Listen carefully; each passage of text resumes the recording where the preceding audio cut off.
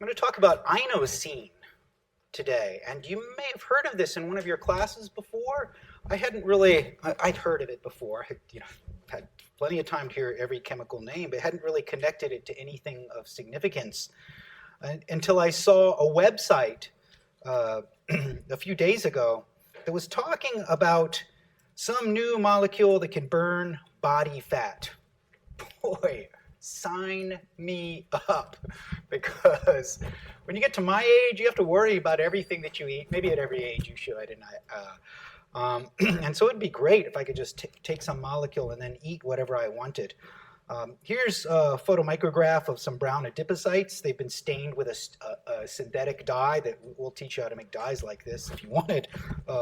I think it's called like oil red O or something like this, and the dye transfers into oil droplets that you can find in fat molecules.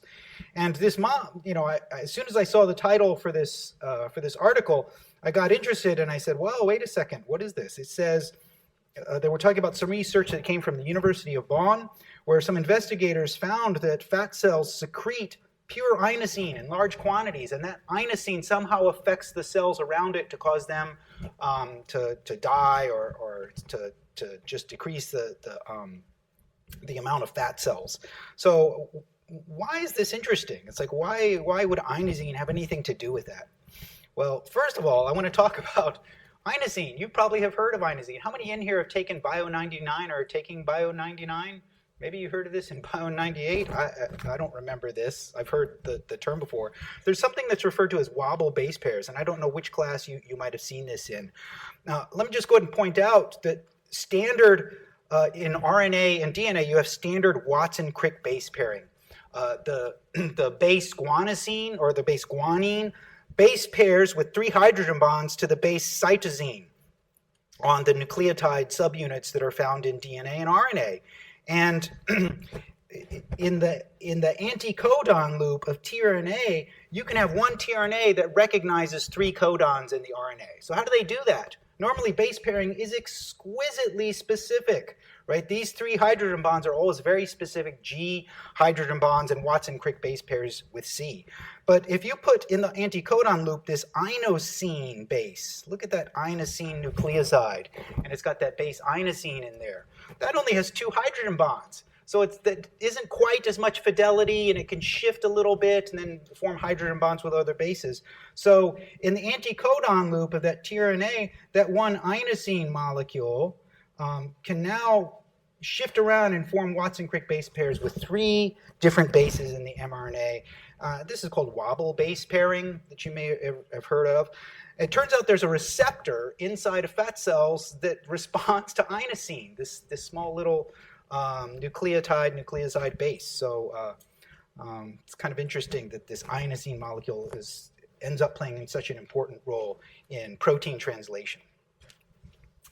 Okay, let's come back to some exciting stuff. It's exciting and it's tough. It is tough because mentally, I hope you have all been preparing for this exam on Monday.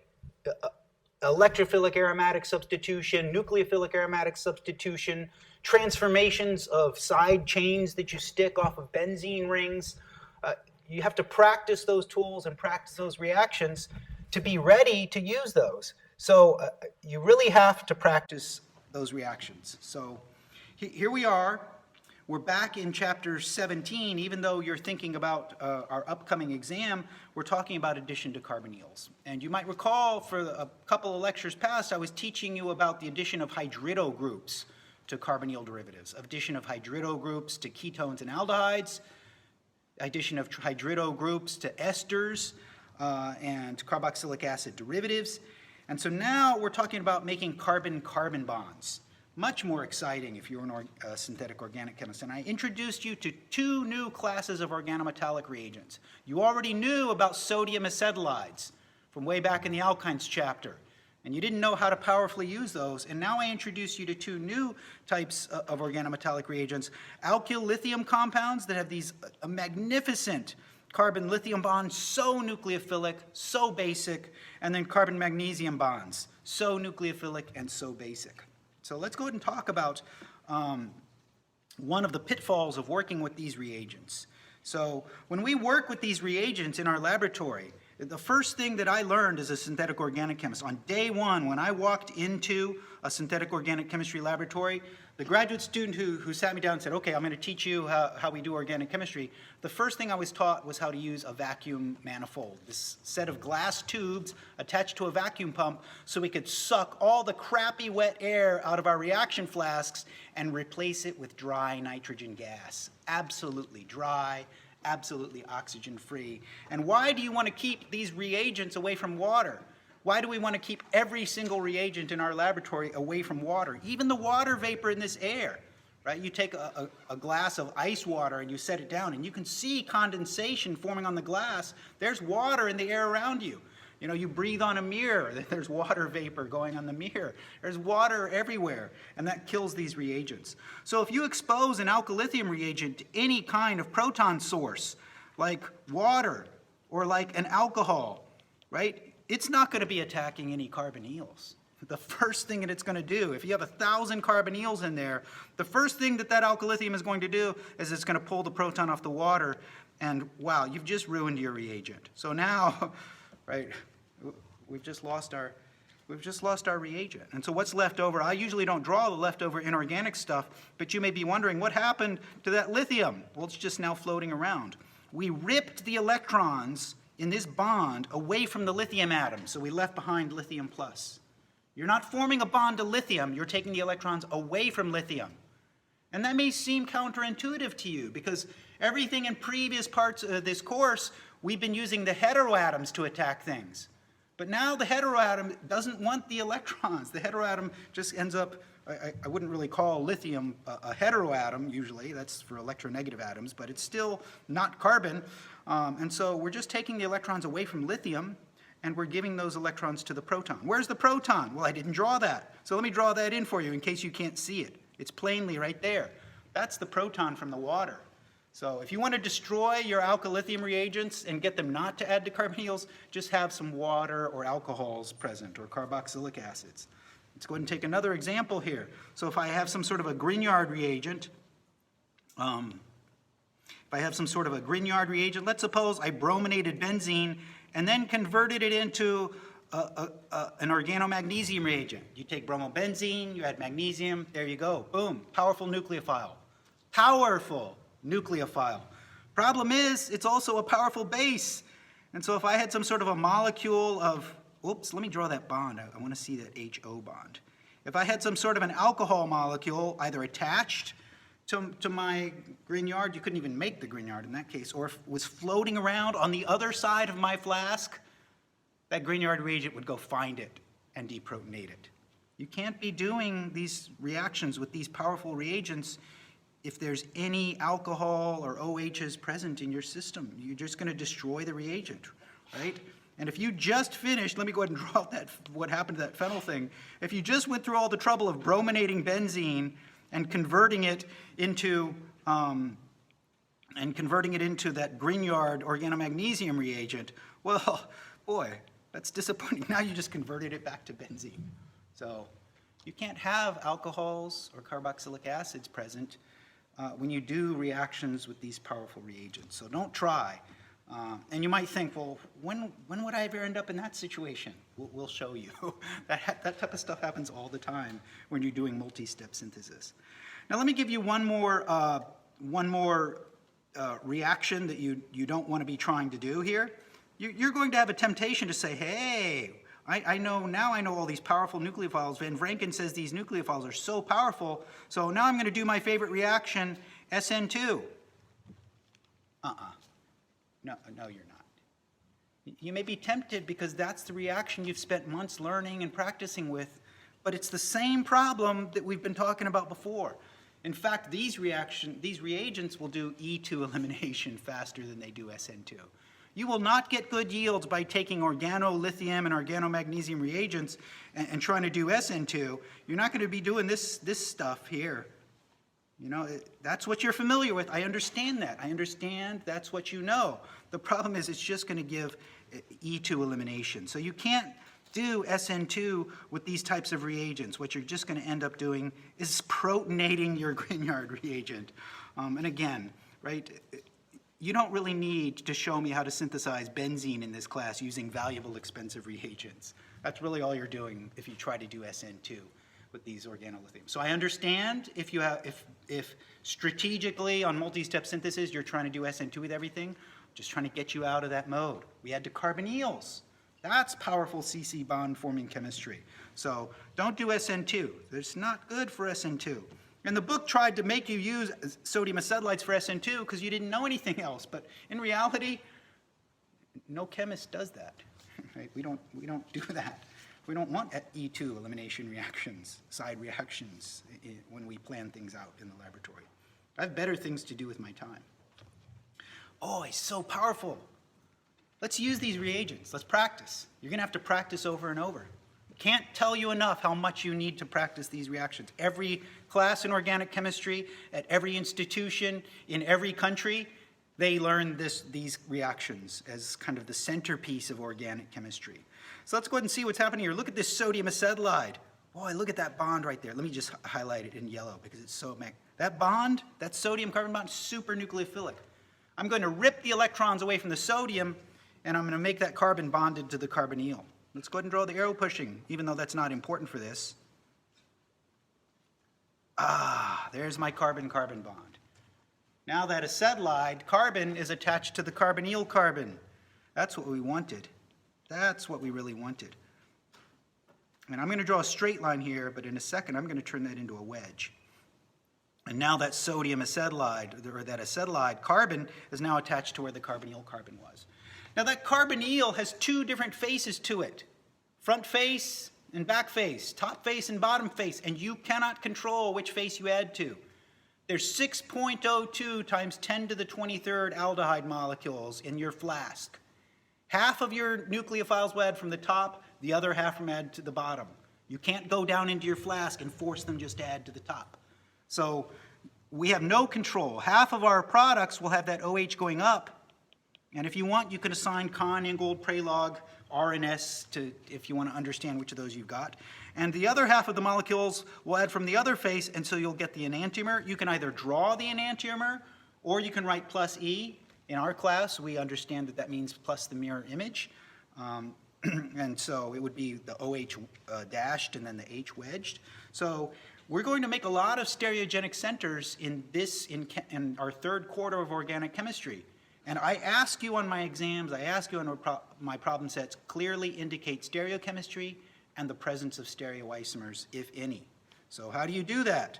Indicate stereochemistry. There it is, wedge and dash. How do you indicate the presence of stereoisomers? Well, here's an easy way. You could also draw the enantiomer, but the easy way is to write plus E. And if it's a diastereomer, you can't write plus D. You have to draw the diastereomer. So you can't simply write plus E for the diastereomer. Okay, carbon-carbon bonds. We love it. Here's another one down here is phenolithium, right? If you can make a phenyl bromide, you can turn it into a phenolithium. If you can make a phenyl chloride, you can turn it into a phenolithium. And now that bond is super nucleophilic. Again, I'm not really expecting to see the arrow pushing, but I just want you to get used to this. Look at this.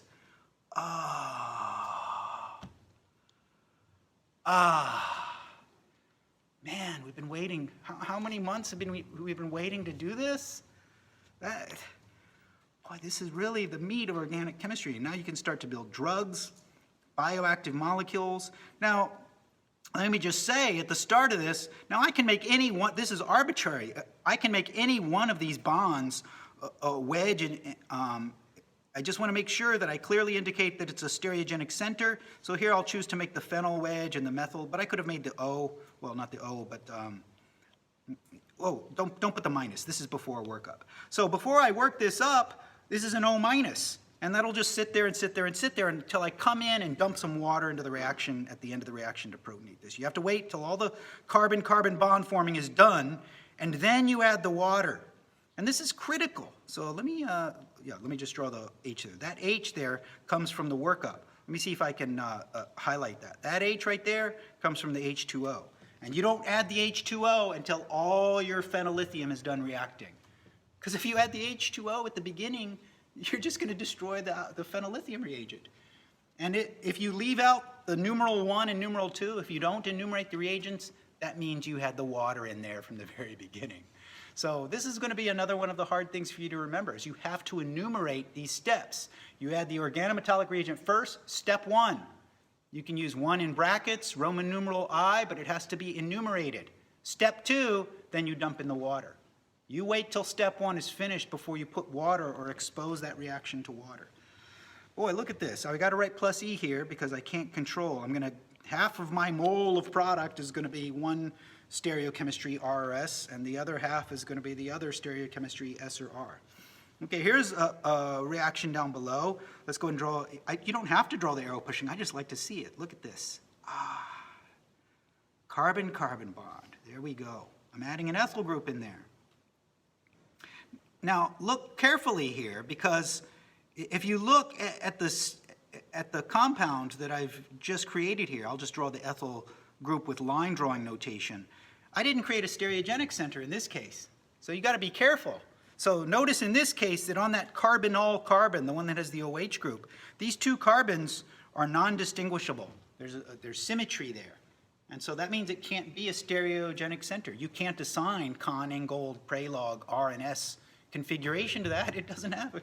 You have to have 4 different groups to assign R and S. So this is not a stereogenic center. If you draw a wedge, that's actually wrong. So you got to look for whether you formed a new stereogenic center or you didn't form a new stereogenic center. And this may seem like it's plaguing you in this quarter. It's like, I hate all these stereocenters, but you know, the binding pockets of enzymes and protein targets for drugs are all asymmetric. And so we want to form one enantiomer when you go into a real lab and then sell that as the drug. If you really want specific and tight binding, you want to control the stereochemistry of your products, the absolute stereochemistry. Okay, we're going to use this reaction over and over again. I'm going to ask you questions on our next exam, not on Monday's exam. Monday is just chapter 16. But on our next exam, we may have electrophilic aromatic substitution reactions mixed with these organolithium reactions, mixed with different carbonyl chemistry. You know, our exams, everything in organic chemistry is cumulative as you roll along. So you have to stay up with the material. So I might ask you how you might make this. Usually I tell you what your starting materials are going to be. But sometimes the best way to work these synthesis problems is just to try to look at the final product and say, what are all the reactions I could have used to make that final product? And then see if you can work your way back to the starting material. So let's take a look at all these bonds I could make. What I hope you see right here is there's a central carbon with an OH. That means I could have made any one of these 3 bonds through a carbonyl addition. There's 3 different ways I could have made this product. So let's sort of backtrack and walk through that. So one thing I could have done is I could have taken an alkylithium and added it, a phenyllithium reagent, and added it to this ketone that has the methyl and the alkyne on there. I could have added the phenyl group, right? It's all equally good, so how would I do that? I would write it step 1. I could use phenyllithium, I could use phenyl magnesium bromide, I could use phenyl magnesium chloride, I could use phenyl magnesium iodide. How do you decide? Well, when you go order these from the supplier, you look at the least expensive one. Or you look up the recipes that people have used, and if people find they get a 2% better yield using the bromide, then you order the bromide, right? But there's no real difference in reactivity. You could use phenyl magnesium bromide, phenyl magnesium iodide, phenyl magnesium chloride. They all will work the same as far as we are concerned in this class.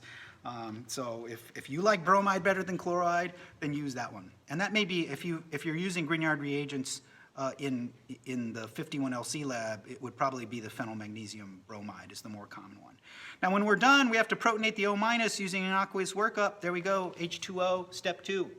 You have to have step 1 and step 2, or it is totally wrong if you don't put step 1 and step 2. That's as wrong as just having the wrong reagent if you don't have step 1 and step 2. Okay, so we could have added the phenyl group. So what's another bond we could have made last? Maybe the bond we made last was adding that methyl group on there. So that means that the phenyl and the alkyne were attached to that carbonyl first. And maybe we added the phenyl. So we could have had our choice of methyl nucleophiles. So it could have been methyllithium. Every lab in the department has a bottle of methyllithium sitting around. Could have been methyl magnesium bromide, methyl magnesium iodide. I think The methyl magnesium iodide is a little bit less expensive than the bromide because methyl bromide's a gas and it's easier to, methyl iodide's a liquid, so it's easier to make. I don't know. That was when I last looked. But if you like methyl magnesium bromide, you could use that too. Now remember, this is going to give us an alkoxide, and we want to work that up, so H2O. So if you're thinking, well, you know, I'm just too tired to draw the H2O step, I'll just leave that out. You can't leave that out. You got to get used to writing in that aqueous workup for these hydrido reagents and the, well, for lithium aluminum hydride and for all these powerful organometallic reagents. Okay, let's look at the third. What's the other bond that I could have made? I could have added an acetylide nucleophile, and you already know about that nucleophile. Step one. I'm going to draw, if I can fit it in here, sodium acetylide. Step two. You know what step two is. It's water workup. And if I'm adding the alkyne as my nucleophile, then I need to have the methyl group on my ketone and the phenyl group. Boy, look at that. You know how to make that aromatic compound. You could have made that aromatic compound using a Friedel-Crafts acylation. I mean, you're starting to build up a set of tools where you can take benzene and convert it into the next billion-dollar molecule just by making carbon-carbon bond. In the next chapter, we'll show you even more reactions you can do with these carbonyl groups to make it into expensive, valuable cancer cures or cures for diabetes or Alzheimer's. This is the way we do it. And this is the #1 carbon-carbon bond forming reaction in organic chemistry. All right, boy, that OH makes me feel like I want to convert it into something, but sometimes they get in the way. And I want to take an example here where let's suppose I want to make a bond to that carbonyl. I hope you're like me. It's like every carbonyl you see, it's like, I want to make a carbon-carbon bond to that. It's just inviting you to add some sort of a Grignard reagent. You know, don't you just want to add methyl magnesium bromide to this? And the problem with this is that stupid OH on there. God, I want to make a bond to the carbonyl, but there's an OH. Guess what's going to happen if I put a Grignard reagent or an alkyllithium reagent in with this OH compound? You're not going to get any bond formation with the carbonyl. We have to find some way to stop that OH from protonating our organomagnesium reagent. And I'm going to show you a strategy where we can make an ether. We can make an ether with this oxygen and then fiddle around with this carbonyl and then take the ether off.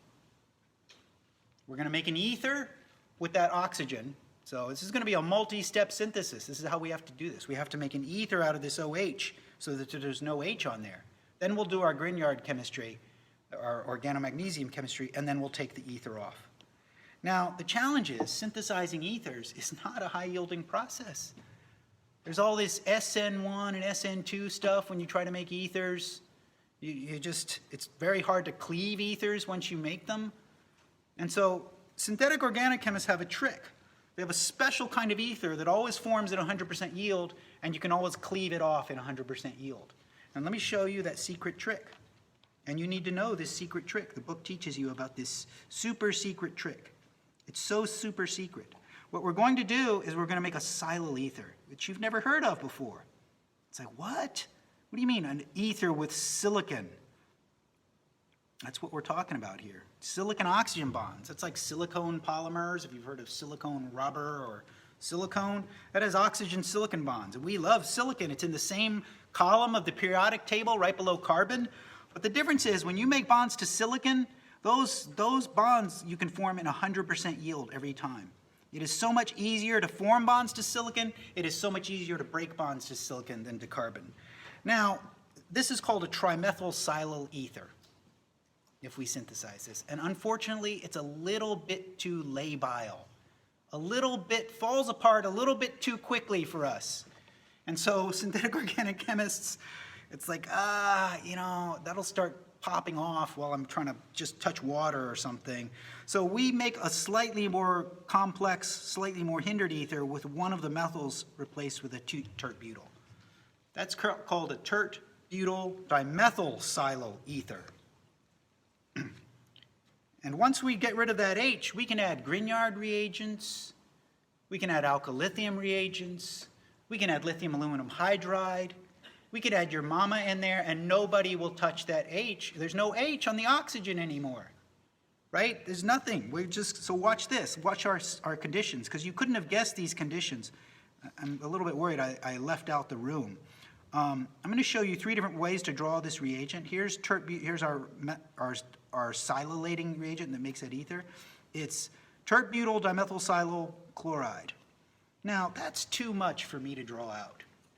I can't be drawing that out every time I want to use this reagent. And in typical synthesis that you see published nowadays, they're using this and putting it on and taking it off over and over again in a long synthetic route. And we don't like typing out or drawing out long things like this. So a lot of times we'll abbreviate this. T, that's italics T. And I apologize, I did not make this italics, but it's supposed to be in italics. T, bu, Me2, SiCl. So if I had a typewriter or keyboard, that's how I would write out that reagent. And then there's one last way that we write out this reagent. Boy, after using these reagents for 50 years, synthetic organic chemists are like, you know what, we're just going to write it out, and it can get even shorter than this. Most commonly nowadays, we call it TBDMS chloride. And synthetic organic chemists, when they talk to each other, they just call it TBS chloride. But I'm not going to allow you to do that. That's a little bit too much of a shortcut. So if you use any one of these in our secret base that I haven't shown you yet, then you can make that silicon-oxygen bond in 100% yield. And our secret base is called imidazole. It's a nitrogen-containing base. It's not quite as basic as an amine base. It's way less basic than hydroxide. Obviously, you can't put hydroxide because then the hydroxide will attack the silicon, right? So in organic chemistry, we use nitrogen bases because they dissolve in organic solvents. Sodium hydroxide does not. And I'm not even going to bother drawing the structure of imidazole. If you know the structure, it's the side chain of histidine. If you know the structure of imidazole, awesome. But we're just not going to have room to draw the structure of the imidazole heterocycle. And hopefully we'll cycle back to that in the amines chapter. Okay, so that's how you make this robust oxygen-silicon bond. Now we don't have any OHs in there, and we can go to town making bonds to that carbonyl group. You pick the nucleophile. We got more nucleophiles coming up in the next chapter that you can add in, like Wittig reagents, things like that. But for this case, let's just go ahead and add a simple methyl nucleophile. Step 1, I'm going to add methyl magnesium bromide. You could add methyl lithium. Step 2, I'm going to add H2O. And so that, and for abbreviating this, I'm going to use the simplest abbreviation, TBDMS. It still looks kind of clumsy, but we have to fit that in there. TBDMS with oxygen. The TBDMS, the S has to be attached to the oxygen. Whoa. We don't have a carbonyl. Got a single bond here. After the workup, we protonate that, and now we have 2 methyl groups on there. And now we need a way to cleave that silicon-oxygen bond. Boy, I wish I'd drawn that here because I love seeing that silicon-oxygen bond.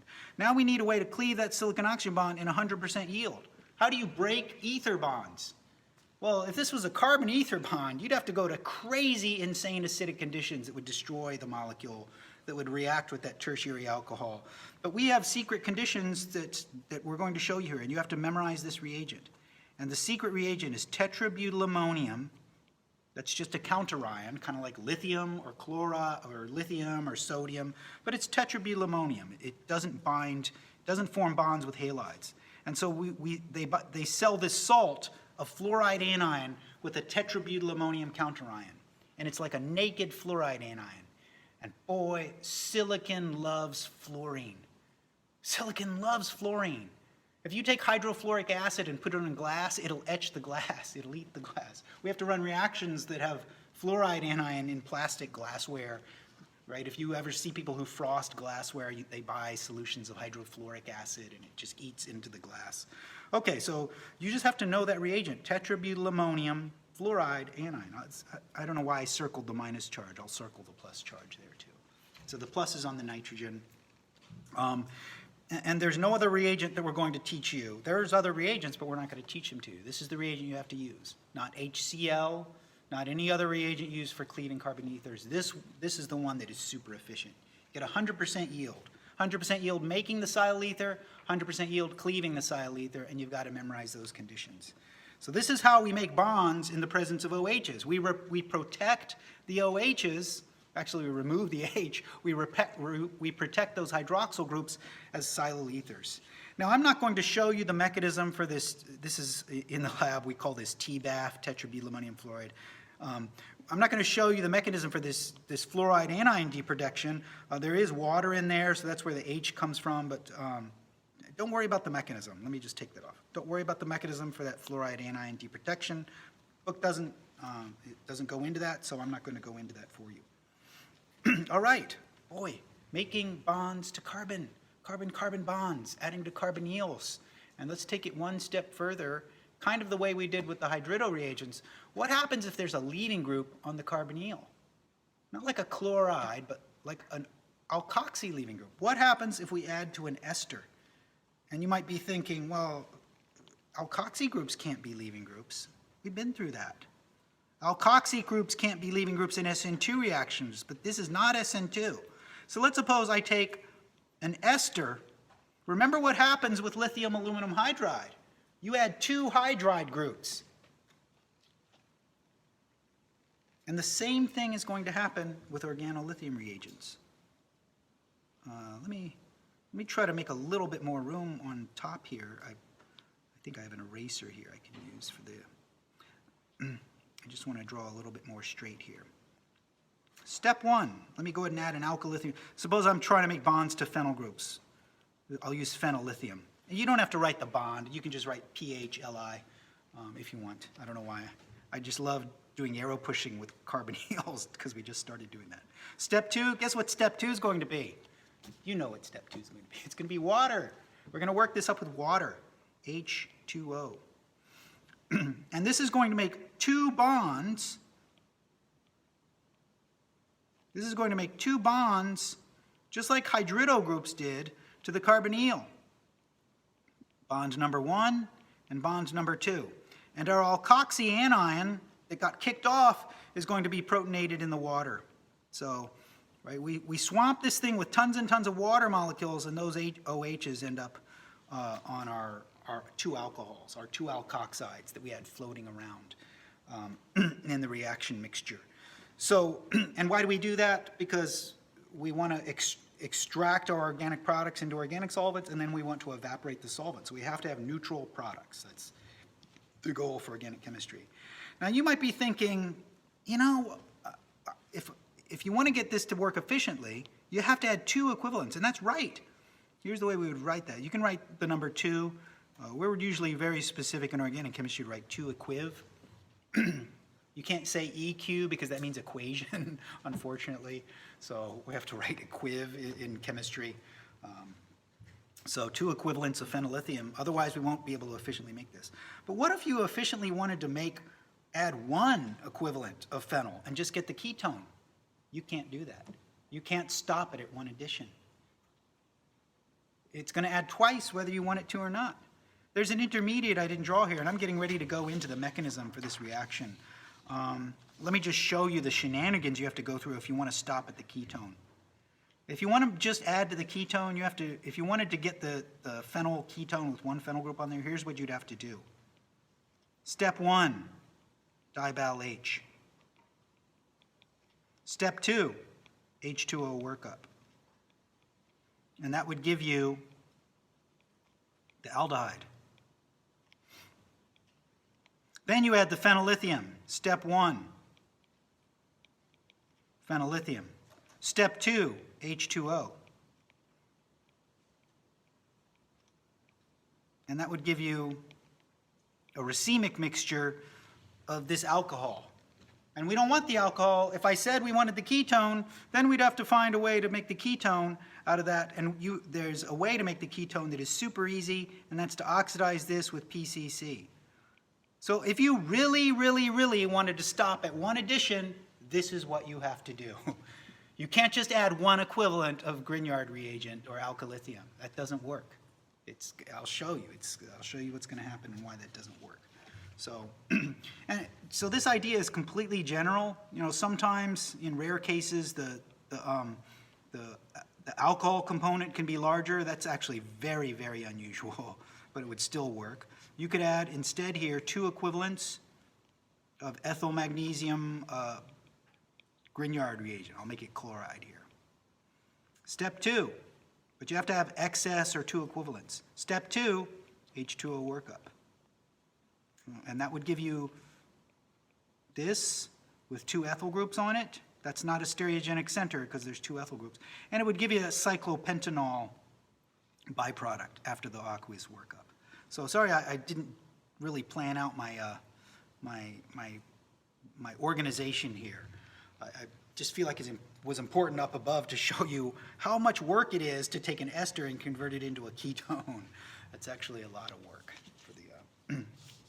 All right, let's go and talk about the mechanism for this ester addition. It's like, well, why can't I just add 1 equivalent and then stop at the ketone? You can't stop at the ketone. We better talk about the mechanism.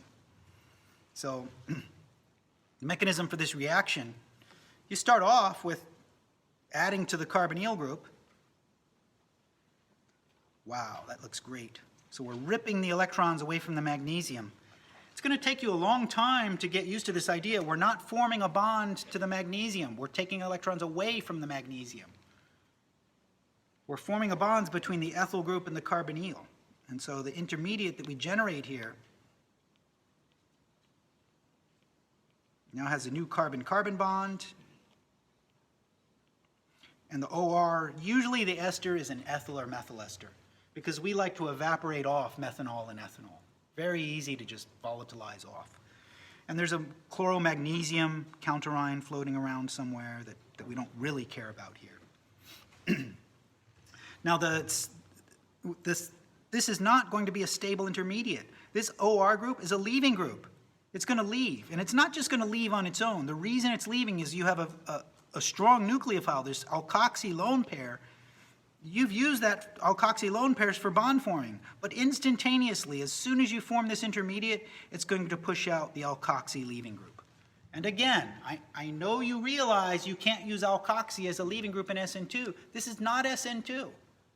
This is a tetrahedral intermediate, and there is a lone pair on the adjacent atom that will push out that alkoxy anion, and you can't stop that from happening. It is super fast, and you can't stop it. And as soon as that happens, we now have a new carbonyl that wasn't in there at the beginning. And this ketone is more reactive than esters. We're going to talk about in a later chapter about the relative reactivity of ketones and esters. And I'm just going to tell you now, ketones are way more reactive than esters. The second you form that ketone, it will now react with every Grignard reagent that you put into that reaction mixture. And so that means any molecule of ethyl magnesium chloride that's left over is not going to go after the ester. It's first going to go after the ketone. So you can't stop this from happening. This is why you can't just add 1 equivalent of the Grignard reagent. It's because you can't stop any ketones from continuing to add with every single available Grignard reagent. And so this makes that second bond between the Grignard reagent and the carbonyl.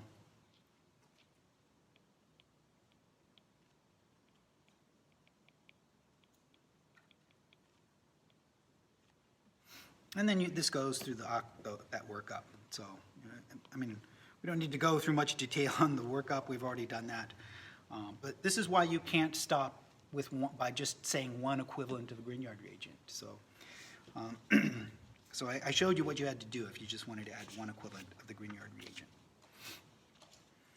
All right, there's another weird carbonyl that you can add to with organolithiums, with organomagnesium reagents, and you might not recognize it as being a carbonyl, but we have another carbonyl compound that we can add, and that's carbon dioxide. Yes, that's a carbonyl.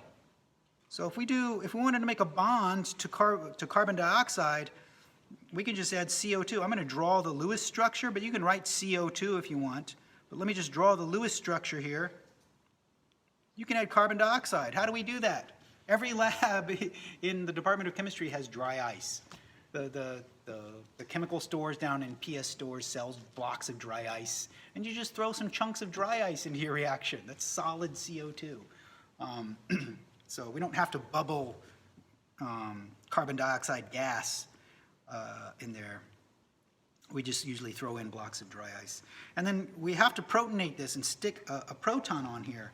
But you may be thinking, oh, I know the answer to this, water. Unfortunately, not acidic enough. So this is what's going to trip you up, is the workup is not water. It has to be something so acidic that it can protonate a carboxylate anion. All right, let's go ahead and walk through what's happening here, just to go into a little more detail. I feel like the arrow pushing mechanism should be kind of obvious.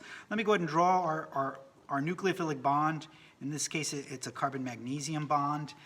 And if I put that in with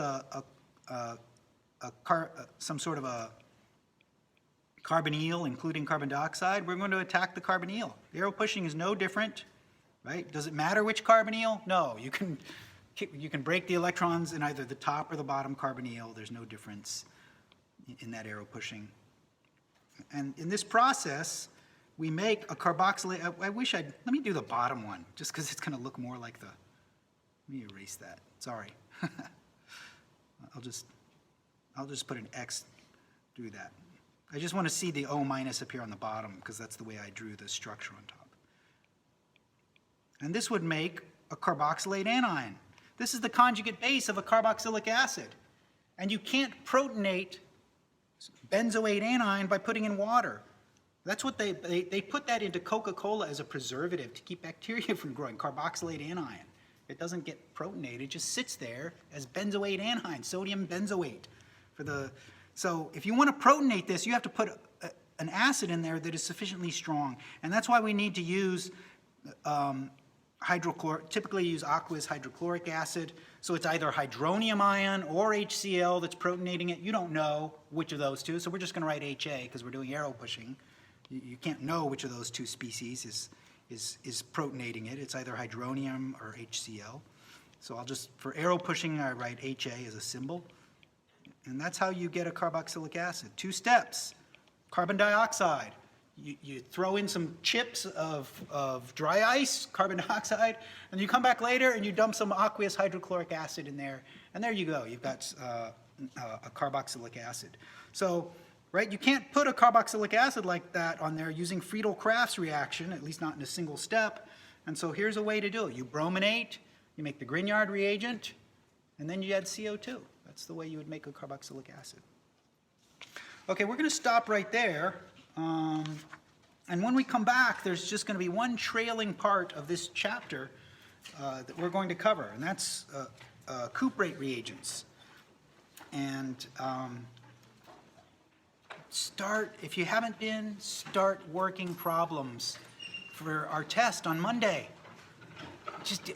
Just seize upon every problem you can to practice all these reactions that I showed you, the 5 recipes, the rank order of activating and deactivating groups, which ones are ortho-paradirectors, which uranium ions are stable and which are not stable. We have an abundance of materials for you to practice with, and so take advantage of those. And right after this, I'm going to my online study hall. You can just hang out and study. You don't have to turn on your camera. You don't have to say anything. But if you got questions, I'm right there. Isn't that awesome? So I will see, I'm sure I'm going to see everybody in my study hall in a few minutes. So, okay, exam Monday. Get ready for it. Kill it.